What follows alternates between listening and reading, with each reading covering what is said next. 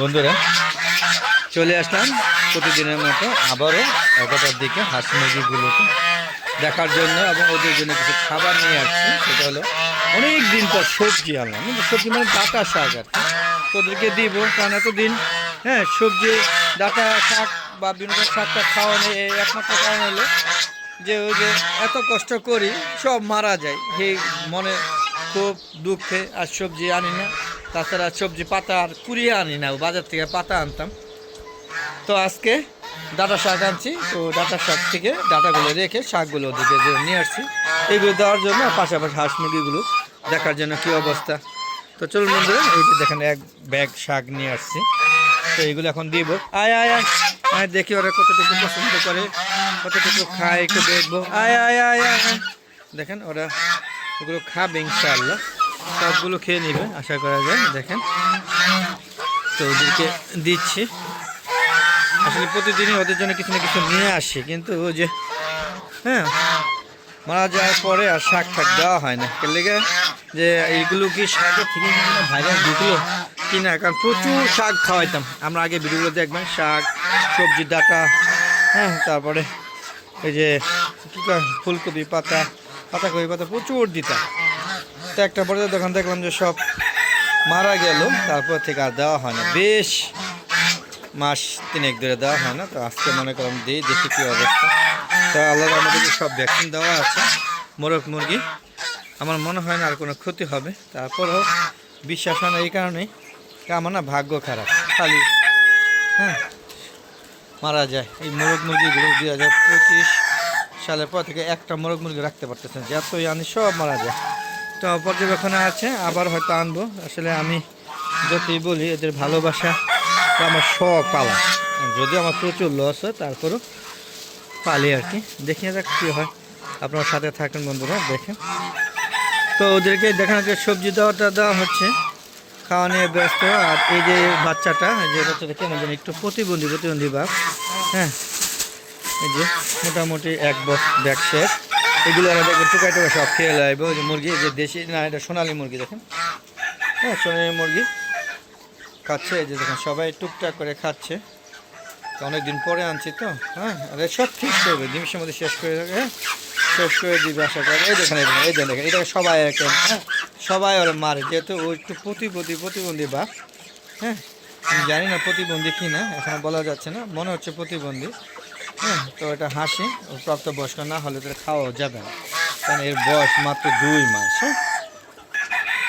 তো ওরা খাওয়া দাওয়া করতে থাকুক, আর আপনাদের দেখাচ্ছি প্রকৃতি আজকে খুব ভালো।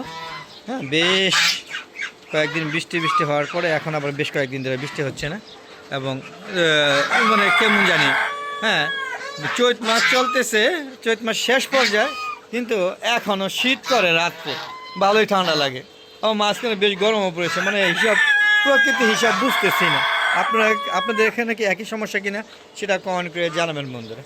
দেখেন বন্ধুরা, আমি এক যে ওয়ালটাকেও কিন্তু বাদ রাখিনি, কত সুন্দর কলমি শাক লাগিয়েছি, যাতে একদম অর্গানিক কলমি শাক যেন খেতে পারে। এই জন্য আপনারাও বন্ধুরা ছাদটাকে ফেলে না রেখে একদম অরিজিনাল অর্গানিক খাবার খাওয়ার জন্য নিজে লাগিয়ে খেলে সবচেয়ে ভালো হয়। তো বন্ধুরা দেখতেই পাচ্ছেন আমার হাঁস মুরগিগুলো সবাই খাওয়া নিয়ে ব্যস্ত থাকবে। তো চলেন একটু কবুতর সেটে ঘুরে আসি, যদিও কবুতর নাই।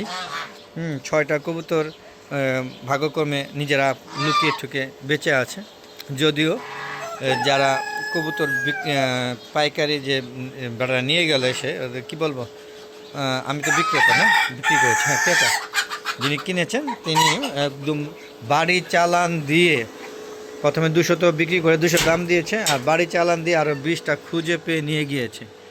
বড় বড় কবুতরগুলো, কিন্তু এগুলো যে কীভাবে রয়ে গেল এটা অলৌকিক এক ব্যাপার। তো এতে আমি সন্তুষ্ট। এই যে এটা হোমা, দেখেন লাল হোমার জোড়া, পাশাপাশি বেবি 2টা আছে, আর এটা মোট কয়েকটা আছে 6টা। এই 6টা আল্লাহর রহমতে যদি ভালো থাকে আমি তাদের জন্য সন্তুষ্ট, খুশি থাকব।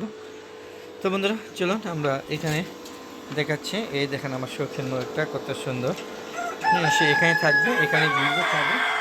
তবে সবচেয়ে বড় কথা হলো পূর্বপুরুষ না, ওর বাপ চাচা ভাই বোন দুস্থ মস্ত যা আছে সব বাটফুল বাইরে মারা গেছে, কিন্তু ও বেঁচে আছে এখনও। আমি চাই ও আরও যতদিন আমি হাঁস মুরগি লালন পালন করবো ও যেন বেঁচে থাকে। ওকে এই জন্য বিক্রিও করি না, আসলে বিক্রি করার কোনো অভ্যাসও আমার নেই।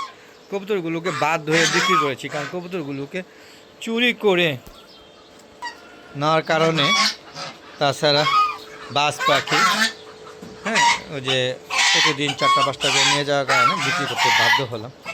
হ্যাঁ, তাছাড়া কবুতরগুলো প্রচুর, হ্যাঁ, যে আমার সবজি ক্ষেতগুলো ক্ষতিগ্রস্ত করতো, একটা গাছও লাগাইতে পারতাম না। দেখেন না কত সুন্দরভাবে এই বেবিগুলো খাচ্ছে। এদের বয়স কিন্তু 2 মাস। আপনাদের বিশ্বাস না হলো আমি কিন্তু একদম পাই টু পাই বিষয় দিতে পারবো। তবে প্রচুর খাবার খাওয়াইছি, যার কারণে একটু গ্রোথগুলো একটু বেশি মনে হচ্ছে, আসলে কতটা বেশি না। তো বন্ধুরা, কেমন লাগছে আমার ভিডিও অবশ্যই কমেন্ট করে জানাবেন। আর এরকম সুন্দর সুন্দর ভিডিও পেতে চাইলে অবশ্যই আমার হালাল দেখো চ্যানেলকে সাবস্ক্রাইব করে পাশে বেল আইকনটা ক্লিক করে দিবেন। তাহলে প্রতিদিন বিকাল 4টা পরে যে নতুন নতুন ভিডিওগুলো আপলোড করে থাকে সেগুলো নোটিফিকেশন আগে আপনার ইউটিউব চ্যানেলে চলে যাবে। আর বন্ধু, আমার একটা ফেসবুক পেজ আছে মিজান এগ্রো বিডি, ফেসবুক পেজটাকে প্রথমে ফলো দিবেন। তারপর সম্পূর্ণ ভিডিও দেখে সুন্দর সুন্দর কমেন্ট করবেন। আপনাদের প্রত্যেকটা কমেন্ট আমি, হ্যাঁ, যত্ন সহকারে পড়ি এবং জবাব দিয়ে থাকি। আর পাশাপাশি শেয়ার করে সবাই দেখার সুযোগ করে দিবেন। তো বিদায় নিচ্ছি আমার এই ছাদ বাগানে, হ্যাঁ, হাঁস মুরগিগুলো, হ্যাঁ, থেকে, এবং সুন্দর একটা ছাদ বাগান করছি, সেটাই প্রতিদিন আপনাদের দেখানোর চেষ্টা করি। আপনারাও দেখেন, আশা করি। দেখেন আমগুলো কত বড় হয়ে গিয়েছে, হ্যাঁ, বেশ বড় হয়ে গিয়েছে। তো বন্ধুরা, আম খাওয়ার দাওয়াত রইল। আর কি বলবো, আজকের মতো বিদায় নিচ্ছি। আসসালামু আলাইকুম ওয়া রাহমাতুল্লাহি ওয়া বারাকাতুহু। বন্ধুরা, আবার দেখা হবে নতুন কোনো পর্ব নিয়ে। ততক্ষণে বিদায়, খোদা হাফেজ।